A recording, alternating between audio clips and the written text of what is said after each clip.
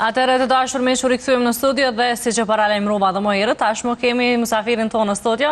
Sot kemi zgjedhur që të ftojmë një avokat me të cilin do të flasim për disa tema mjaft të rëndësishme, do thoja, edhe aktuale në vendin tonë. Me neve në studio është Fitim Klinaku. Fitim, mirë se erdha.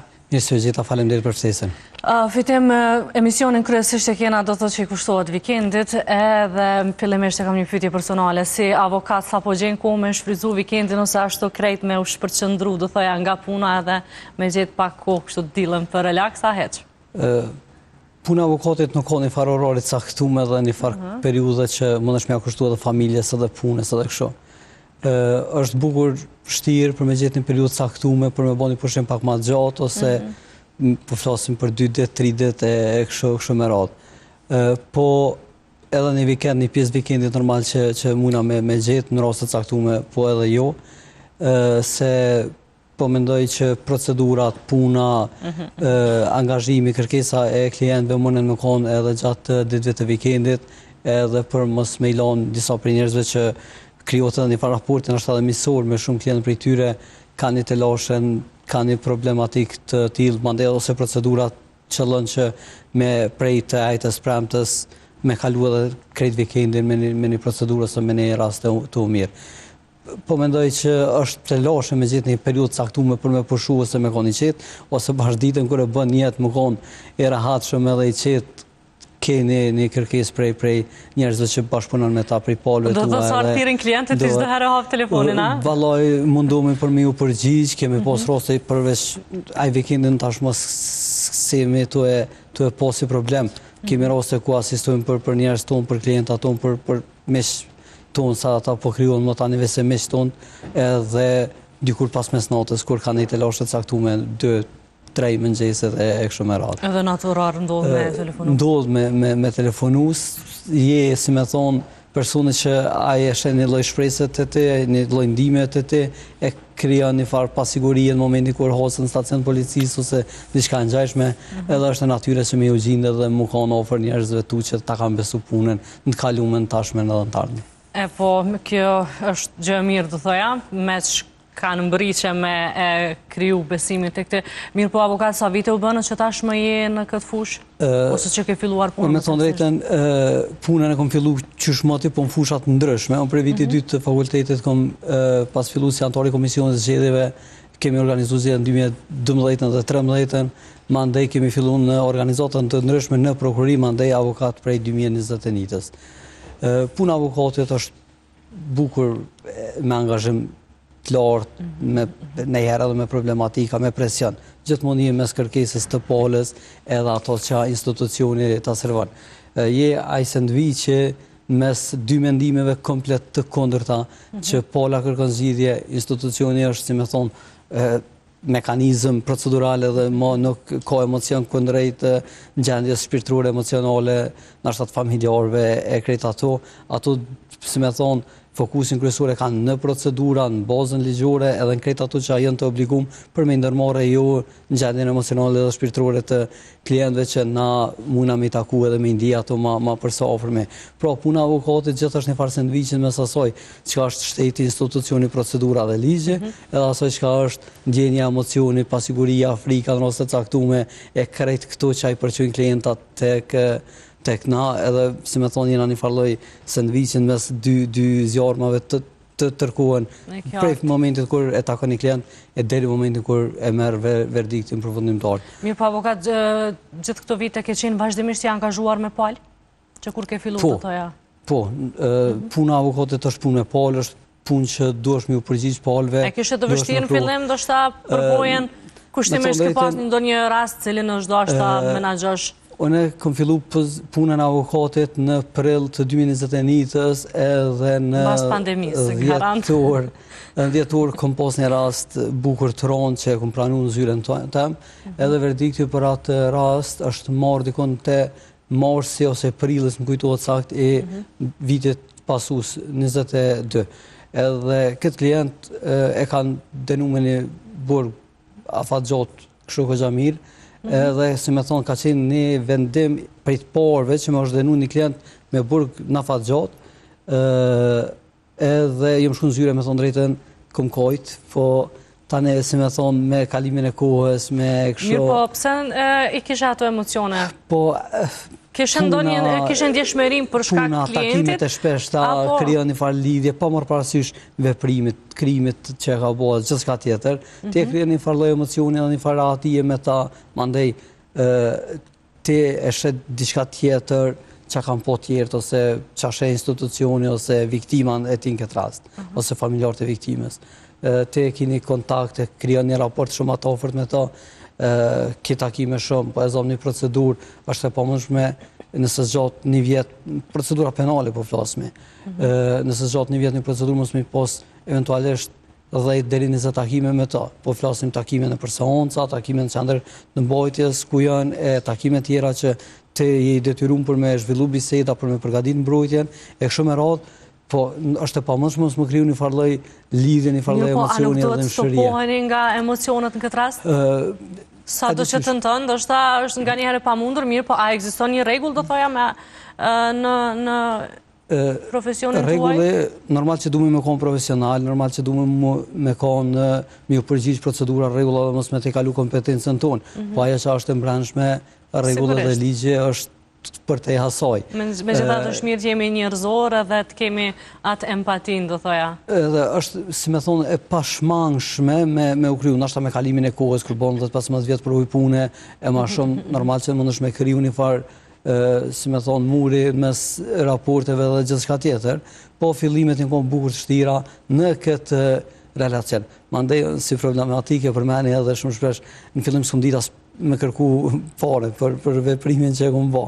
Për punën e krye, për detyrën cilin e kështë marrë. Për detyrën që më ka angazhuaj, si me thonë, këm najnë takim 2 orë dhe s'kom ditë mi thonë, njeri do të kash pagesa për që të veprim. Se këm posë një marrëloj problemi me full për qëto. Ju më gushtu në karët keq, më karë marre për me full për do temat saktume. Do shta ke marrë ashtu ma shumë si ndihmesa, duke haru që tashmë e ke profesionit, cili sigurisht që egziston faktikisht një kosto për të. Kom pos një moment kur kena bisedu i kena bo disa veprime, edhe 2 orë në takim kom menu, a me kërku pora, për i thom hajt lesës është problem. Edhe pas bisedës 2 orë që kem pos me klientin, sash në rejkos për kërkuj por heq, mërë të keq. Kur përfundojnë takime, klienti u që la bakshesh, pas dhe të për asoj që a kisha në mene, me kërku për punën që kom po. Kom pos shumë momente interesante që edhen puna e avokatit është me plot dinamizëm, me plot lëngjarje, jeta në avokatit asë një ditë nuk është të njëjtë. Asë një ditë nuk është të njëjtë, çdo ditë kitë bëjsh me palë të ndryshme, me palë që ti kosh lejnë në shije jo të këndshme, po më përgjësi na kryum një raport besëm që edhe misësor me njerës që kina kalu. Dhe që është shumë e rëndësishme, që ndoshta edhe e liron pastaj klientin që tjetë më i hapur, më i afërt edhe më i sigurt. Është obligimi tina për më konë i hapun, është obligimi ti për më konë bashkëpunus me avokatin, është obligimi ti për me i tregue edhe veprimin, mos veprimin, dashjen, gjithë shka tjetër, avokatit. Nëse një pal, një klient, një bashkëpunëtor që kena fillu një procedur bashkë, nuk është i hapun me avokatin, atëherë ai vetëm se mundësia shumë e madhe, ose rritet mundësia proporcionaliteti i mundësisë për me hub rastin. Kam edhe një pyetje para se dalim tek temat, a ndodh që vetë avokati mi thy rregullat ndonjëherë? Avokati nuk sen rregulla në kuptim të përgjithshëm, avokati nëse sen ligjin edhe si me thonë ka me u përgjigj për veprimin e tij, për veprimin që ka botë kundërligjshëm. Po një farë rregulle etike kështu procedurale avokati nuk e thënë se po menej secili ka kujdes, e din pozicionin e tij, na munduhet me ndihmua sa ka mundësi ligjore dhe kështu besoj që jena korrekt. Besoj që janë korrekt, a? Mos madhe shumë. Avokat, një gjë shumë e ndjeshme, do thoja, edhe një fenomen mjaft i rënd që pëndodhë, do thoja, në shoqërinë tonë, janë kryesisht edhe vrasit në Kosovë, edhe sidomos këto muajin e fundit, kemi pa vazhdimisht në lajme në portalet, cilat nuk e di, ndoshta do thoja për fat të keq janë bërë të shumta në numër, sipas perspektivës së avokatit ose eksperiencës tuaj, do thoja, ndër vite tashmë, cili është mendimi juaj për këtë? Ose cilët janë shkaqet me aq sa ju keni pa edhe... Gjatë të ushtrimit veprimtarisë të avokatisë edhe ma herët ku kemi punu, tash në zyre kemi trajtuar raste të vrasjes edhe asnjë vrasje, asnjë vepër penale nuk është e njëjtë me veprën tjetër. As vrasjet, qëllimi, mënyra e gjithçka tjetër nuk është e njëjtë me asnjë vrasje tjetër.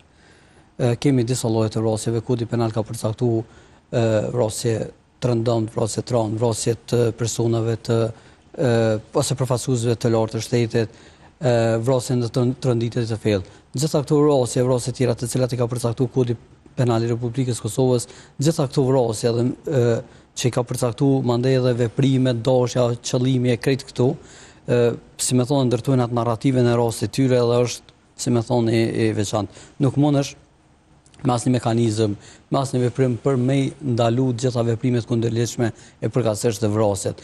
Krejt çka mundna me bë, mundna me kriju strategji, me hartu plane të mëshme dhe ligje të cilat ekspertët mund të vlerësojnë që na mungojnë, që mundën me kriju një farë parandalimi për me shku deri te vepra penale të vrasjes. Unë tash sfond propozova që udhës kishte me qenë një ligj me sponsorizuar një ligj për kundrejt bullizimit. Ky ligj kish mujt me ndihmu me u trajtues ndoshta si kundërvajtje, jo se me u inkorporu te Kodi Penal që me u trajtu si vepër penale, po me u trajtu si kundërvajtje. Edhe çka kishim arrit me një ligj tillë, kishim arrit që me rujt, si me thonë, veprimet e caktuara mos me shku te vepra penale, i kish rujt shoqërinë në përgjithësi, po në veçanti të miturit. Çka kish bë, nëse kish pas një ligj tillë që përmes një ligji për kundërvajt, një delikti kundërvajtës për kundrejt bullizimit, e kish shqiptu një gjohë prindit, e kish shqiptu një gjohë batina, institucionit, përfaqësuesit ligjor, e krejt këtyre që me e trajtu edhe problematikat e vogla ma me seriozitet. Na shumë shpesh po kena të vrasjet e të miturve këto, po kena probleme që më la kam pas një problem të vogël, po se ditëm që po bëhet kështu. Normal se edhe mekanizmat ligjor, po mendoj edhe baza ligjore, infrastruktura ligjore, po të mungon ty që për me i shqiptu ati kundërvajtje pse e ka bullizu shokun ose shoqen e klasës. Edhe kjo po na çon mandej te veprat penale, veprat jo vetëm vrasje, po edhe tjerat të barazvlefshme që mund të kalojnë shumë lehtë prej bullizmit te veprat sulmi, lëndimi do të thotë është kaq i përhapur bullizmi, sidomos tek fëmijët. Është ndoshta një neglizhencë, do thoya, nga vetë familjarët? Janë plot faktor ka. Nuk mundna si me thonë ndoshta edhe çështjen e lehtë në rrjetet sociale. Çështja e lehtë në rrjetet sociale, ekspozimi ndaj rrezikeve që i vijnë prej rrjeteve sociale, mënyra e komunikimit shumë e lehtë me personat mendësive të ndryshme, moskujdesi ndaj profesorit, moskujdesi ndaj fëmijëve prej kujdestarit, drejtorit shkollës, prindit, prindit adoptues. Si me thonë është një mekanizëm i tonë që as nuk munden me vepru ndryshe, se nuk ka një ligj, nuk ka një mekanizëm që thotë nëse një nxënës klase është bullizu prej 2 personave, mundesh me thirr kujdes prindin, me qortu, mundesh me jap një vrejtje ose notë sjelljes me 3 ose me një notë më të dobët, mirë po nuk ka një mos ndëshkruese. Sikur kish këto veprimet të ishin parandaluar me një ligj të caktuar, unë besoj që kish pas efekt pozitiv. Kjo është veç propozim, mandej ekspertë ndryshëm, të fusha ndryshme, psikolog, profesor, kishin mujt për me nxjerr më të mirën për një propozim i tillë. E kjo atëherë ajo që doja ta dija, ndikon presioni i opinionit publik, do thoya, në vendimet e gjykatave. Pra sa rëndësi ka që rastet e tilla? Në të kaluar kena pas raste që ka pas presion publik kundrejt rasteve të caktuara. Presioni publik nuk është gjithë i mirëpritur. Presioni publik ndonjëherë përveç përshpejtimit procedurës, procedura mundet me kriju edhe shkelje të ndryshme, gjyqtari, prokurori, kujdestar ose gjyqtari procedurës paraprake mund të krijojnë shkelje procedurale, po edhe te vendimi përfundimtar se rezultati presionit publik, si me thonë stigmatizimi, presioni të personat caktuar, të gjyqtarët caktuar, të prokurorit caktuar, mundet me sjellë një vendim që është i pafavorshëm edhe jo i drejtë. Jo gjithëherë presioni publik ose jo gjithëherë vendimi i shpejt mundet me sjellë, si me thonë, një rezultat pozitiv ose një rezultat korrekt kundrejt një veprimi ose një kryesje të veprës penale. Shpesh ankohen ndoshta ndëgjojmë nga qytetarët se ankohen për X çështje tyre që kanë për shkak që gjykatat vonohen në marrjen e vendimit të gjitha këto. Pse mendoni që ndodh kjo? ka plot faktor. Në procedura penale trajtohen rostet më shpesh, më shpejt më falë. Ndërsa procedura tjera është pak më neglizhente, jo në kuptim se ato dojnë për me i neglizhu ato. Nuk po e marrë të drejtën me u drejtu në këtë mënyrë, po unë besoj që ka një gamë të madhe të njerëzve që punojnë në sistem të drejtësisë. Jo vetëm gjyqtari dhe prokurori punojnë ato dhe avokati, po si me thonë janë prej zyrtarëve të QPS që mirën ekskluzivisht me dhunën familje, është zyra për mbrojtjet viktimave në kuadër të prokurorive regionale e deri tek prokurori që shkon rasti edhe te gjyqtari. Krejt këta janë një mekanizëm shumë i rëndësishëm që me trajtu një rast që është dohet edhe me ju jap mbështetje të mjaftueshme një viktimës. Po përmendim te vepra penale që këto mekanizma kanë më shumë nevojë për ta është viktima dhunës familje. Po nuk ka mekanizëm te dhuna familje, nuk ka strehimore, nuk ka, si me thonë, mekanizma të mjaftueshëm që mundesh me i ofru viktimës të dhunës familje. Nuk ka staf mbështetës, prokurorët janë ngarkuar me land, gjyqtarët janë ngarkuar me land, mandej kjo mundet me kriju një farlloj, si me thonë, zvarritje të procedurave të caktuara. Po kjo nuk ndodh shumë të procedurat penale. Të procedurat civile normal që pozosin procedurat më shumë. Ne në zyren tonë trajtojmë rastet civile me, si me thonë, konteste më të mëdha, po jo edhe kontestet e vogla si rezultat i kësaj, që mos me marrë kontestet e vogla që klientat me u mërzitë, me thonë pse avokat që 7 vjet jam të pritën për një vendim dhe nuk e mujt me bo kurrgjë. Si rezultati kësaj na po detyrohemi me ju ik procedurave civile, për vetëm në arsye që po zgjosin shumë procedurat, po krijohet pak nasi prej qytetarëve, prej klientëve, prej njerëzve të caktuar, edhe mos me kriju një farlloj polemike me ta. Ato normal duhet me kriju Ministria e Drejtësisë kapacitete, duhet me kriju hapësira të mjaftueshme për punë, staf mbështetës, zyrtar, bashkëpunëtor, edhe gjyqtar, më shumë që me i zgjidhë edhe kontestet civile. Megjithatë kjo po besoj që merr kohë, a? Merr kohë, po duhet me punu shumë. Kontestet civile, po menaj që munden me prit një numër i caktuar. Tash s'fund tu bisedu me dikon prej miqve të mi që punon në njënën për gjykatat të Kosovës, mos të përmendemi. Thot na problemin kryesor të caktimit të seancës së kena me pranimin e ftesave se palët në procedurë kanë ndrojit. Ka gjykata që për një me presin 10 vjet e 15 vjet që nuk është marrë verdikti përfundimtar lidhur me këtë çështje. Mandej, këtu janë raste që mundet me pas një kontest të madh vleror, mundet me pas një vlerë të madhe të kontestit, 200.000, 1 milion e tutje që ja vlen edhe me prit.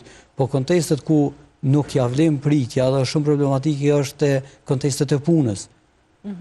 Ka raste të caktuara, mandej edhe të vështirësia gjendja e rënde tyne ekonomike, e ka pas një punon se ka largu prej punës, ka qenë paga vetme që ka mojt familjen, ai nuk mundet marrë me pagu avokatin për me ndjek procedurën. Kom pas raste që ka ardhë në zyre, ne i largun prej punës, edhe thot gjatë bisedës thot avokat, a unë be me fitu se a di që më sa pronari kër më largoj. Thot, kur e paralajmërova që unë kom e marrë avokat edhe me të padit për shkeljen që ma ke bo për largimin nga puna, tu mos e respektu ligjin e punës, e krejt shto, thot, shko bisedo me avokatin, unë kam e ta pagu avokatin, që dhe me, si me thonë, asë nuk më bënë kërë një përshtypje, veprimi jotë kundrejt meje, nëse që një ranë gjykat, se mundet me gjobit mua se kësho. Për që ta duhet mekanizmi inspektoratit punës për me funksionu ma shpejt, inspektoratit punës përveç që gjobës administrative që i shqipton për ndonëset për shkeljen, me që atë vendim duhet me draftu ligjet që me detyrut njëjtin për me këty në vend punës edhe me vendos në procedura shumë shpejta. Një punsum nuk mënet me najt 3 vjet, 5 vjet, pa punu për me prit verdiktin e gjykatës për një kontest punë. Sigurisht. Avokat më herët të përmendë edhe bullizmin, edhe paka shumë i përmendëm edhe rrjetës sociale, gjithë që është një fenomen njëfshësues, do thoja, në vendin tonë, edhe që shpesh herë mandej din të krijon probleme, edhe me gjas, me aq sa unë kam informacion përmirësom nëse mund të jemi mangët në këtë pjesë, nuk kemi ndonjë ligj të rregulluara, sa i përket kësaj pjesës rrjeteve sociale, postimeve, influencerve, gjitha këto? Parim nuk ka një ligj të veçantë që specifikon ose që rregullon këtë fushë, që sot po kena shumë probleme që po na vijnë prej kësaj fushë. Po mandej veprimet që i bojnë të njëjtit në terren implikohen me veprime të cilat mund të jenë edhe subjekt e veprimeve caktuar që pola dëmtuar mundet me i bë. Nëse flasim për shpifje, ofendime, fyrje këto, atëherë secili person që është target i këtyre shpifjeve, ofendimeve mundet që të procedoj në gjykat lidhur me kompenzimin e dëmit për dëmin material dhe jo material të shkaktuar prej një informacioni shpifje ose lajmit i cili ka dalë dhe është i pavërtet për të, do të me pas parasysh që këto veprime do të me i marë të respektu gjykatat, të respektu kompetencen në gjykatën ku është kry veprimi apo ku është shkaktu pasoja, po dhe afatet janë shumë të limitume. Nëse një person është vënë në DNI për një ofendim, një shpifje ose një fyrje që është bë kundrejtina, ai në fat prej 3 muajve do të zhvilloj procedurën në gjykat për me kërku kompenzimin për dëmin që është shkaktuar përmes këtyre që i thash më lart. Ne, si me thonë, një dallim është prej asaj që ka përmendet përmes mediumeve të caktuara. Në këtë rast mediumi, nëse nuk e ka filtru informacionin edhe a ka qenë e vërtet ose e pavërtet, nëse redaktori nuk ka qenë, si me thonë, filtruesi informacionit, po personat caktuar përdorin kamerën për me jap mendimin e vet, atëherë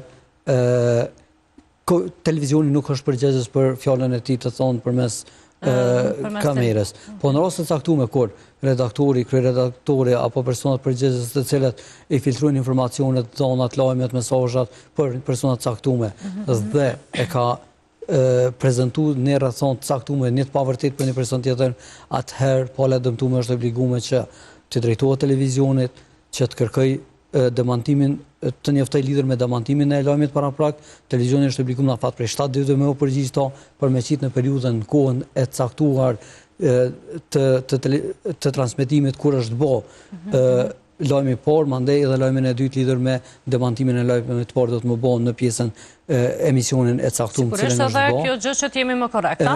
Gjithsesi, edhe mandej nëse këtë nuk e bën televizioni atëherë ka të drejtë pala dëmtuar për me zhvillu procedurën e televizion. Javëve të fundit kemi po edhe nëse nuk gaboj, në Facebook kryesisht, specifikisht nga sfera politike të cilët vazhdimisht i kemi pa në postet tyre, publikimin e disa mesazheve, bisedave të ndryshme. Në general, doja të dija, a është e lehtëshme ose se e sheh ligji këtë pjesë, do të thotë publikimin e mesazheve private të një personi, do thoja ndoshta pa lejen e tij, a? Mesazhet janë privatësi. Çdo gjë që është privatësi, ligji për ruajtjen e privatësisë specifikon këto në mënyrë specifike se çka duhet kena të drejtë me përdorë ose çka jo. Në këtë rast, kur kush nuk ka të drejtë që privatësinë tonë ta përqejë në publik. Po, si me thonë, ka një farë lloj mungese të gatishmërisë për me zhvillu procedura gjyqësore kundrejt këtyre njerëzve. Mandej arsyet janë ato që tha më herët, edhe zvarritja, vonesat e gjykatave në vendime e kështu me radhë, po krijojnë një lloj hezitimi që palët të cilët janë target i këtyre thyrjeve të ligjet që me zhvillu procedurat kundrejt tyre. Unë apeloj që me thonë se cili qytetar që është target e një dëmi të shkaktuar që është bë qoftë përmes thyrjes së privatësisë, qoftë përmes ofendimeve, shpifjeve e kështu me radhë, të konsultohet me avokat edhe të zhvillojnë procedurat që të krijohet një farë lloj vedisimi ose ngritje e vedijes së përgjithshme që mos t'i bëjmë se po mëshëm me u ballafaqu me gjykatën edhe me ligjin. Ndërkaq kjo pjesa e shpifja e komenteve online? Rregullohet përmes ligjit për fyrje dhe shpifje, e thash edhe më herët, duhet që secili që është subjekt i këtyre ofendimeve të zhvillojë procedurën gjyqësore edhe të mos të ndalet. Mi po çka ndodh nëse dikush shembull në mes që duat të specifikohem këtu tek Instagrami dhe TikToku, po besoj që jeni involvuara.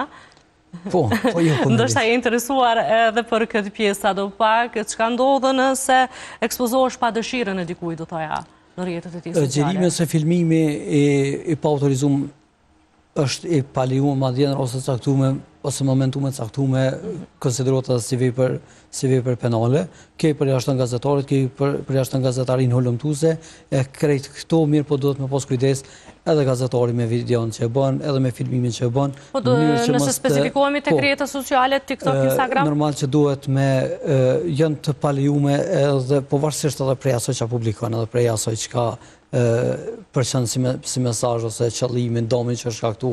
Mirë, po fillimisht a duhet marrë leje nga personi tjetër për t'i bërë tag? Kjo pyetje direkte. Ekziston mundësia e privatësisë, si me thonë që mos lejohet tagu e kështu me radhë. Pra mirë është që të kujdesemi fillimisht vetë, a? Po, normal, se unë është më konë subjektin i padisë në gjykatë. Në internet po ashtu shohim edhe një marketing do thoja të madh nga shumë influencer, cilës shpeshherë ndoshta rezultojnë kemi pa do thoja tek një mashtrim ose diçka e tillë. A mund dënohen do thoja influencerët për këtë gjë? Nëse kanë marrëveshje me kompani të ndryshme për ato që e prezantojnë, për atë reklamën që e bojnë, edhe nëse si me thonë ai shkrimi mbi reklamimin e mbi krejt këtu i ka orë prej kompanisë, influenceri nuk ka përgjegjësi për to se nuk është i thirrur për me ditë përborjen e produktit edhe kështu. A bie përgjegjësia mbi të apo jo? Atëherë jo. Nëse i njëjti ka marrë si mesazh, ka marrë kontratën e marrëveshjes për marketing, me shkrimin e caktuar, atëherë nëse ai shkrimi i caktuar ka ardhur ashtu prej kompanisë cili e bën marketingun, e bën prodhimin edhe, si më thonë, është interesi i tina për me prezantuar ato të publiku, atëherë inspektorati duhet të ndërmarrë veprime nëse produkti nuk i përmban ato elemente ose cilësi të caktuara të cilat janë të prezantuara, atëherë inspektorati duhet merret me kompaninë që e bën distribuimin dhe, si më thonë, është financuesi i marketingut për me vendosur në treg një produkt të caktuar. Po ju influenceri. Në rast të caktuar kur nuk ka një marrëveshje, personat të cilët merren me marketing me këto gjona, japin mendimet të cilat nuk i kanë marrë me shkrim, nuk e din përmbajtjen, nuk i din efektet negative ose pozitive të produktit që ato e prezantojnë në publik dhe se rezultati një prezantimi të tillë mund të shkaktojë pasojë, atëherë ata vetë mund të jenë subjekt i procedurave. Ka ndonjë ligj i cili mbron qytetarët nga reklama të rrajshme? Apo nuk kemi akoma të specifikisht nuk e determinon. Po me pasojën e shkaktuar dhe veprimin e bom, mundet me gjetë veten shumë lehtë ndonjëherë edhe të veprimi penal, të vepra penale. Shpeshherë do thoya në media diskutohet edhe tek kjo pjesa kur jemi tek publikimi në ekspozimin e rrjeteve sociale, që shpeshherë prindërit i ekspozojnë fëmijët, edhe ndoshta ka ndonjëherë reagime që nuk është gjë e duhur, nuk është gjë e lehtëshme. Si përcaktohet kjo? Prindi kujdestari, personi që është përgjegjës për mbajtjen, edukimin dhe rritjen e fëmijës, ka të drejtë të plot mbi fëmijën përveç kryerjes veprës penale kundrejt tyre. Ai e përfaqëson, ai e prezanton, ai kujdeset për to. Përveç ato që e cënon integritetin, trupin personal të fëmijës nuk ka të drejtë se ligji i ka përcaktuar kodi penal ato si veprime të kundërlehtëshme. Mirë po pjesa tjera nuk është që paraqisin një problem të caktuar.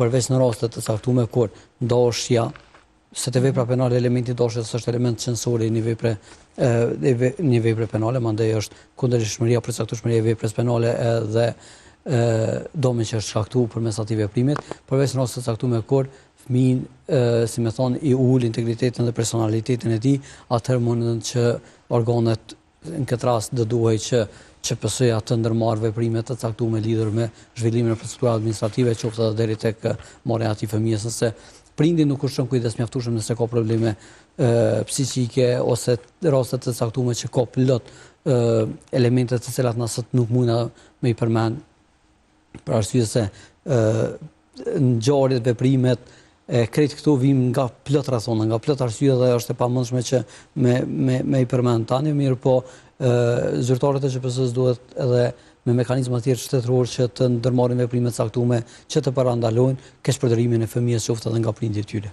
Pra e kanë të drejtën e plotë, a? Se shpeshherë dim ndoshta do thoya të gjykojmë pak si shumë ashtu, mirë po pra sipas ligjërisht është okay, jemi në rregull. Nëse ata zgjedhin të ekspozojnë, po, nëse nuk e ke shpërdorur fëmijën, mundet me ekspozu. Edhe ti shfryzoj për marketing? Ka të drejtë. Ka të drejtë, e qartë. Mirë, atëherë, avokat, çfarë kemi për të thënë për fund, ose diçka çka unë nuk të kom pyet? Po mendoj që folëm disa tema të ndryshme që kriju një farë paraqitje lidhur me procesin gjyqësor edhe me këto veprime, raste, mënyra se ça punon avokati në përditshmërinë e tina.